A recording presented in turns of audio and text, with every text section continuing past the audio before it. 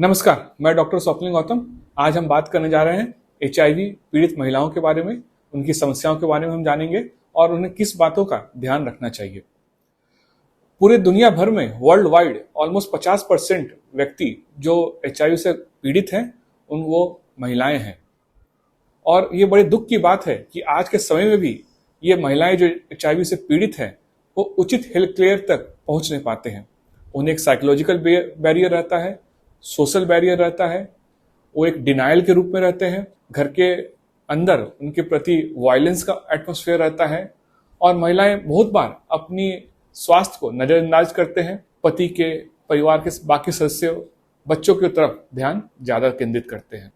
जब HIV epidemic की शुरुआत हुई थी तो इसमें पाया गया था कि महिलाओं में एचआईवी की वजह से मोर्टालिटी ज्यादा होती है और ये ज्यादा फास्ट प्रोग्रेस करता है। बट ओवरऑल स्टडीज ने बताया है कि ऐसा नहीं है।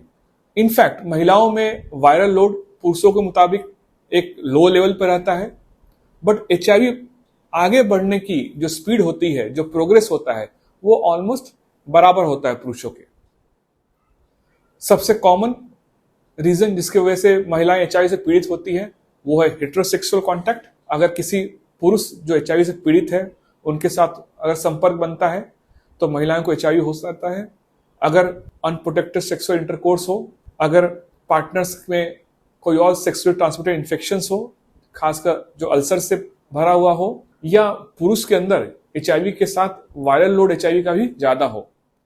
दूसरा एक कारण है महिलाओं के अंदर एचआईवी होने का इंजेक्शन ड्रग यूज। अगर वो महिलाएं अपने आप को इंजेक्ट कर रहे हैं और अनसेफ अनहाइजीनिक इक्विपमेंट यूज हो रहा हो तो एचआईवी की वजह से जो अपॉर्चुनिस्टिक इन्फेक्शंस होते हैं वो महिलाओं में कॉमनली देखे जाते हैं। न्यूमोसिस्टिस निमोनिया अगर CD4 200 से कम हो, इसोफेजियल कैंडिडियासिस यानी फंगल इन्फेक्शन फूड की पाइप का, वेजाइनल इन्फेक्शंस बहुत कॉमन होता है फंगस का। इसके अलावा बैक्टीरियल इन्फेक्शंस और हर्पिस वायरल इन्फेक्शंस भी देखे जाते हैं। जो एचआईवी से पीड़ित महिलाएं होती हैं उनके अंदर जो नॉर्मल गायनेक रिलेटेड कंप्लेंट्स होते हैं, यानी vaginal infections, candidiasis, vaginal discharge होना, ये बार बार वजाइनल इन्फेक्शन होना, ये ज्यादा देखे जाते हैं नॉर्मल महिलाओं के मुताबिक। और कई बार महिलाएं गायनिक प्रॉब्लम्स से कंप्लेन के साथ आने के बाद डायग्नोस होती हैं कि उनको एचआईवी से पीड़ित है। इसके अलावा जो महिलाएं एचआईवी से पीड़ित है उनके अंदर उनके सर्विक्स के अंदर सेल्स की लाइनिंग चेंज होती है और इम्यूनिटी कम है, इम्यूनिटी सप्रेस्ड है, तो उनके अंदर सर्वाइकल कैंसर होने के चांसेस हैं और ये खास कर चांसेस बढ़ जाते हैं अगर उनको साथ में एचपीवी वायरस का भी इन्फेक्शन हो। इसके अलावा महिलाओं को कभी शंका हो, डाउट हो एचआईवी स्टेटस का, आप अपने निकटतम चिकित्सक को संपर्क करें, टेस्ट कराएं। अगर एचआईवी पॉजिटिव है तो डॉक्टर से बात करें प्रेगनेंसी के बारे में। आप प्रेगनेंसी प्लान कर रहे हैं या प्रेग्नेंट हैं, दवाइयों का डोज भी कुछ एडजस्ट करना है, दवाइयां एडजस्ट करना है। Barrier method of contraceptive use कर सकते हैं। हार्मोनल कॉन्ट्रासेप्टिव्स और जो एआरटी दवा होती है उससे कुछ इंटरेक्शंस हो सकते हैं। इसके लिए इस पर चर्चा करना जरूरी है आपके डॉक्टर के साथ। उनकी इफेक्टिविटी भी कम हो सकती है, इसलिए बात करें डॉक्टर से। मेल कॉन्डम्स या फीमेल कॉन्डम्स यूज करें सो दैट कि प्रेगनेंसी और सेक्सुअली ट्रांसमिटेड इन्फेक्शंस को अवॉइड किया जा सके। कुछ एआरटी के साइड इफेक्ट्स महिलाओं में थोड़े ज्यादा होते हैं, खासकर बोन डेंसिटी लॉस या वेट गेन, बट ओवरऑल जो एआरटी से बेनिफिट है वो काफी ज्यादा है इन कंपैरिजन जो साइड इफेक्ट्स है। कुछ चीजें बहुत इंपॉर्टेंट हैं, प्रमुख हैं। आप अगर एचआईवी पीड़ित हैं आप रेगुलर आपके डॉक्टर संपर्क में रखें, फॉलोअप रखें, दवा बिल्कुल बंद ना करें।